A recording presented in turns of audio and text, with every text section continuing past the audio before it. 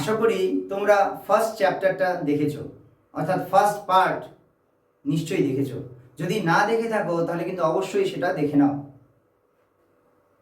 আমরা এর আগের দিন যে চ্যাপ্টারটি নিয়ে আলোচনা করেছিলাম সেটি হচ্ছে ভূমিরূপ গঠনকারী প্রক্রিয়া, পৃথিবীর বিভিন্ন ভূমিরূপ। ক্লাস 9 জিওগ্রাফি এর জন্য এই চ্যাপ্টারটি খুবই ইম্পর্টেন্ট। কিন্তু সেই সাথে সাথে class 10, 11, 12, first year, second year, third year, fourth year এবং ইউনিভার্সিটিতেও কিন্তু এই চ্যাপ্টারটি অবশ্যই খুবই গুরুত্বপূর্ণ।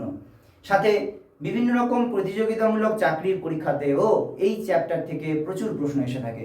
তাই যারাই দেখছো খুব মনোযোগ সহকারে দেখো, এটি অত্যন্ত একটা গুরুত্বপূর্ণ চ্যাপ্টার। আজকে আমরা আলোচনা করব এই অধ্যায়ের second part. First part already আমাদের চ্যানেলে অলরেডি রয়েছে, তোমরা কিন্তু অবশ্যই সেটা দেখবে। তাহলে শুরু করছি আমরা সেকেন্ড পার্ট। আমরা আজকে এখানে যেটা আলোচনা করব মালভূমি ও সমভূমিকে নিয়ে।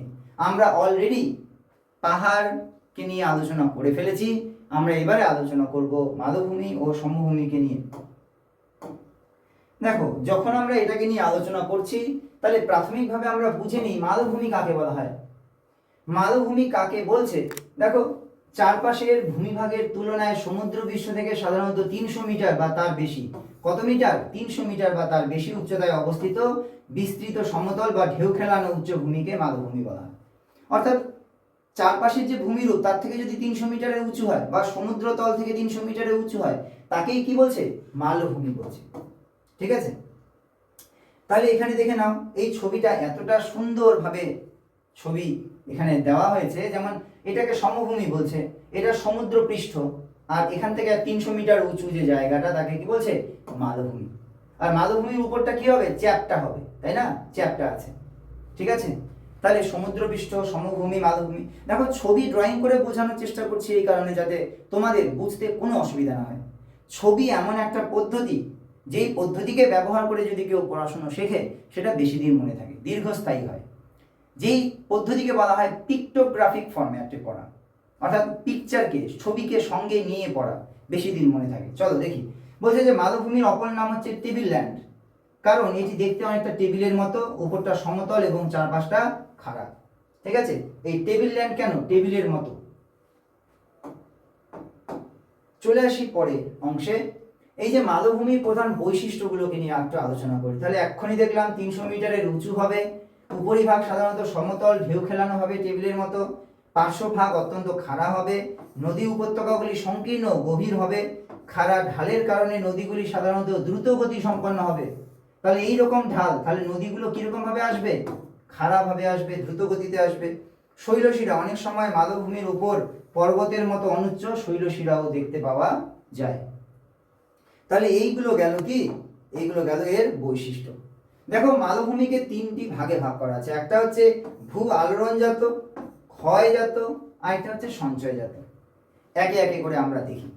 তাহলে প্রথমে দেখি ভূ আলোড়নজাত, অর্থাৎ পর্বত বেষ্টিত মালভূমি, মহাদেশীয় মালভূমি আর চ্যুতি বা টেকটনিক মালভূমি। তাহলে আমরা এই 3 প্রকার ভূ আলোড়নজাত মালভূমি দেখলাম। এরপরে দেখি ক্ষয়জাত। তাহলে ক্ষয়জাত যেমন পিডমন্ট মালভূমি, ব্যবচ্ছিন্ন মালভূমি, ক্ষয়প্রাপ্ত মালভূমি। তাহলে এরকম ধরনেরও মালভূমি রয়েছে। নেক্সট রয়েছে লাভা মালভূমি এবং মৃত মালভূমি বা লোয়েস মাড।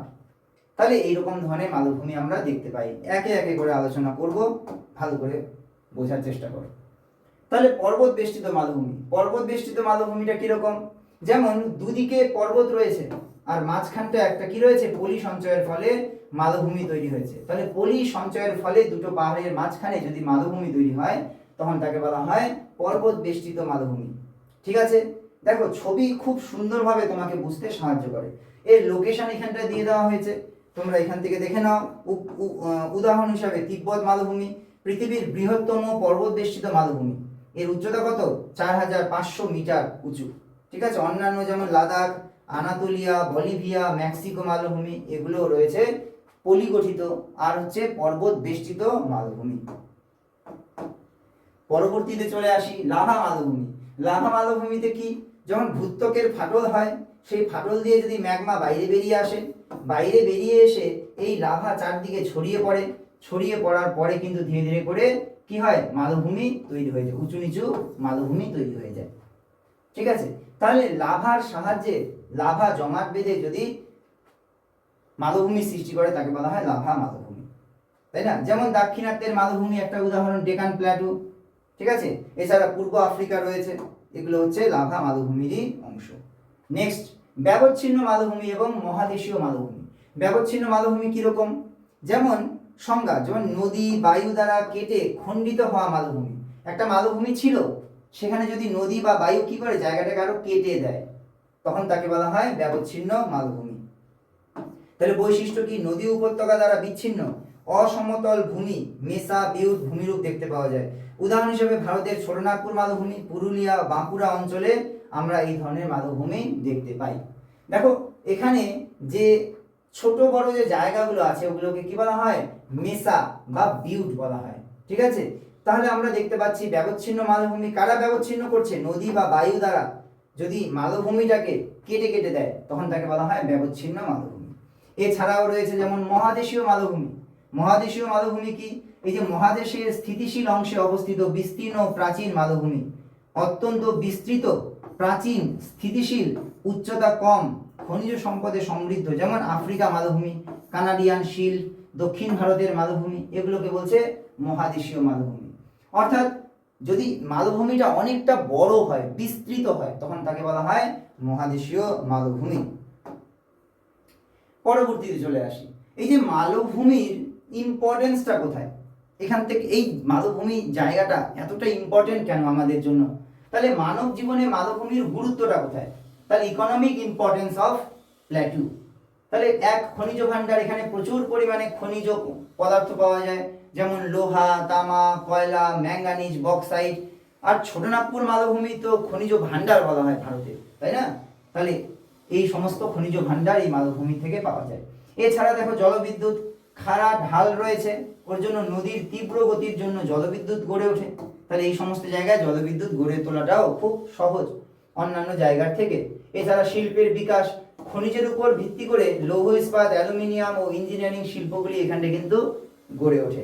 নেক্সট রয়েছে পশুপালন, বিস্তীর্ণ তৃণভূমি থাকায় পশুপালনের পক্ষে অত্যন্ত অনুকূল। তাহলে এই সমস্ত জায়গায় তৃণভূমি রয়েছে, যার জন্য খুব সহজেই পশুপালন কেন্দ্র গড়ে ওঠে, আর পশুপালন করাটাও খুব সোজা। নেক্সট চলে আসছি কৃষিকাজ। লাভা মালভূমির উর্বর মাটিতে ধান, গম, তুলো, ডাল ও তৈলবীজ চাষ করা হয়।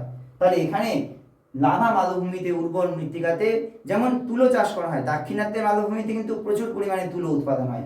এছাড়াও দেখো তোমার গম, ডাল, তেল, এগুলোও কিন্তু তৈলবীজ, এগুলোও কিন্তু উৎপাদন করা হয় অনেক ক্ষেত্রে। এছাড়া রয়েছে বনসম্পদ, মালভূমি অরণ্য থেকে কাঠ, ঔষধি গাছ ইত্যাদি বনজ সম্পদও কিন্তু এই মালভূমি থেকে আমরা পেতে পারি। তাহলে এই সমস্ত কারণে মালভূমি অঞ্চলটা কিন্তু খুবই গুরুত্বপূর্ণ। এরপরে চলে আসি সমভূমি, যেটা সব থেকে ইম্পর্টেন্ট একটা জায়গা, সেটা হচ্ছে কি সমভূমি বা প্লেইন এরিয়া। তাহলে যে বিস্তীর্ণ ভূমিভাগের উচ্চতা কম এবং ভূমি প্রায় সমতল তাকে সমভূমি বলা হয়। যেমন এখানে ছবিটা দেখে নাও, তাহলে এটা নদী, নদীর দুপাশে পলি জমা হয়ে যে সমান জায়গাটা তাকে বলা হয় সমভূমি, যেখানে সব থেকে বেশি পরিমাণে জনবসতি বিরাজ করে বা জনবসতি অবস্থান করে। তাহলে এইটা মৃদু ঢালযুক্ত সমভূমি, ধীর গতির নদী ও কৃষি জমি এখানটায় রয়েছে। আর এই সমস্ত কারণে এখানে কিন্তু জনবসতি অনেক বেশি, মানুষ অনেক বেশি। কিছু বৈশিষ্ট্য দেওয়া হয়েছে, তোমরা একটু দেখে নাও, বুঝিয়ে দিচ্ছি। ভূমি সমতল এবং উচ্চতা অত্যন্ত কম, অবভিয়াসলি। ভূমির ঢাল অতি মৃদু, কম।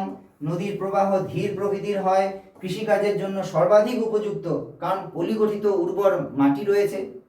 আচ্ছা, যোগাযোগের সুবিধা থাকায় জনবসতি অত্যন্ত ঘন। তাহলে এখানে জনবসতি অত্যন্ত ঘন হওয়ার কারণ কি? কারণ সমতল ভূমি, নদীর জল রয়েছে, উর্বর মাটি রয়েছে, কৃষিকাজ ভালো হয়, বসবাসের সুবিধা, গাছগাছালি রয়েছে। এই সমস্ত কিছু কারণে এখানে কিন্তু জনবসতি বা যোগাযোগ ব্যবস্থা অনেকটা ভালো। এবারে চলে আসি আমরা, এই যে সমভূমি, দেখো চারটা প্রকারে ভাগ করা যায় সমভূমিকে। যেমন গঠনমূলক, ক্ষয়জাত, সঞ্চয়জাত, আর একটা হচ্ছে উপকূলীয়। ঠিক আছে, শুধু এই নামগুলো মোটামুটি পড়লেই চলবে, খুব গভীরে যাওয়ার খুব একটা দরকার নেই। ঠিক আছে, অল্প বিস্তর আমরা আলোচনা করব অবশ্যই। যেমন গঠনমূলক, তাহলে উৎপত্তি অনুসারে আমরা কয় ভাগে ভাগ করতে পারি? গঠনমূলক, আবার একটা ক্ষয়ের ফলে হয়, আর একটা সঞ্চয়ের ফলে হয়, আর একটা হচ্ছে কি উপকূলেও আমরা কিন্তু সমভূমি দেখতে পাই। আচ্ছা, সঞ্চয়জাত সমভূমি দেখে নাও কিভাবে সৃষ্টি হয়। নদী, বায়ু, হিমবাহ, সমুদ্রের বাহিত পদার্থ, পলি, বালি, কাকর ইত্যাদি নিচু স্থানে সঞ্চিত হয়ে এই সমভূমি গঠন করে। বিশেষ করে যখন নদী পার্বত্য অঞ্চল থেকে প্রচুর পরিমাণে বালি, নুড়ি, কাকর, পাথর সেগুলো নিয়ে আসে, বহন করে, সেগুলো জমা হয়ে কিন্তু কি তৈরি করে না, এই যে সঞ্চয়জাত সমভূমি তৈরি করে। আর যদি উঁচু জায়গা ক্ষয় হতে হতে সমান হয়ে যায় তখন তাকে বলা হয় ক্ষয়জাত সমভূমি। ঠিক আছে। আর উপকূলীয় অঞ্চলে যখন সমুদ্র বা নদী তার উপকূলটাকে প্রায় সমতল করে তোলে তখন তাকে বলা হয় উপকূলীয় সমভূমি। ঠিক আছে। তাহলে ভারতে কতগুলো সমভূমির উদাহরণ দেওয়া হয়েছে। গঙ্গা, ব্রহ্মপুত্র, সিন্ধু, এগুলো কি, এগুলো হচ্ছে সমভূমির উদাহরণ। আচ্ছা, সমভূমি মানুষের জীবনে কিরকম গুরুত্বপূর্ণ ভূমিকা পালন করে। দেখো, এটাকে মনে রাখার বা মুখস্থ করার কোনো কিছু নেই, তোমরা এমনি মনে রাখতে পারবে, তোমরা নিজেরা জানো, একবার দেখে নাও। যেমন কৃষিকাজ ভালোভাবে, পলি, উর্বর মাটি রয়েছে, ধান, পাট, গম, শাকসবজি সবই ভালো হয়। নেক্সট রয়েছে শিল্প বা নগরায়ন, পরিবহন ও কাঁচামালের সহজলভ্যতার জন্য বড় বড় শিল্প গড়ে ওঠে এখানে। আচ্ছা, বাণিজ্যের বিকাশ, উন্নত যোগাযোগ ব্যবস্থার হাত ধরে অভ্যন্তরীণ ও আন্তর্জাতিক বাণিজ্য প্রচুর বৃদ্ধি পায়। সমতল জায়গা বলে এখানে আন্তর্জাতিক যোগাযোগটাও বেড়ে যায়। ঘন জনবসতি, জীবনযাপনের অনুকূল পরিবেশের জন্য বিশ্বের অধিকাংশ জনসংখ্যা এখানেই বসবাস করে। লাস্ট হচ্ছে উন্নত যোগাযোগ, সমতল হওয়ায় রাস্তা, রেলপথ, বন্দর, বিমানবন্দর এগুলো খুব সহজেই গড়ে উঠতে পারে। এই সমস্ত কিছু কারণের জন্য সমতল জায়গা খুবই গুরুত্বপূর্ণ। দেখো, এই অংশের মধ্যে পরবর্তী পেজের মধ্যে আমি খুব সুন্দরভাবে মালভূমি আর সমভূমি তাদের মধ্যে যে পার্থক্য সেগুলো কিন্তু আলোচনা করে দিয়েছি। কিচ্ছু নয়, খুবই সোজা। তোমরা দেখো, অলরেডি বলেছি এটা 300 মিটার উঁচু জায়গা, এটা সমুদ্র পৃষ্ঠের কাছাকাছি। এটা উঁচু ও উপরিভাগ সমতল ঢেউ খেলানো, এটা নিচু সম্পূর্ণ সমতল।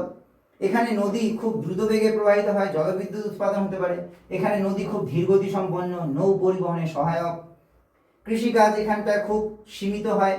লাভা মালভূমিতে খুব একটা ভালো হয় সেটা নয়, অত্যন্ত উন্নত হয়, কৃষির জন্য আদর্শ। কোনটা? সমভূমিটা। খনিজ অত্যন্ত সমৃদ্ধ, মালভূমিতে প্রচুর পরিমাণে খনিজ দ্রব্য পাওয়া যায়।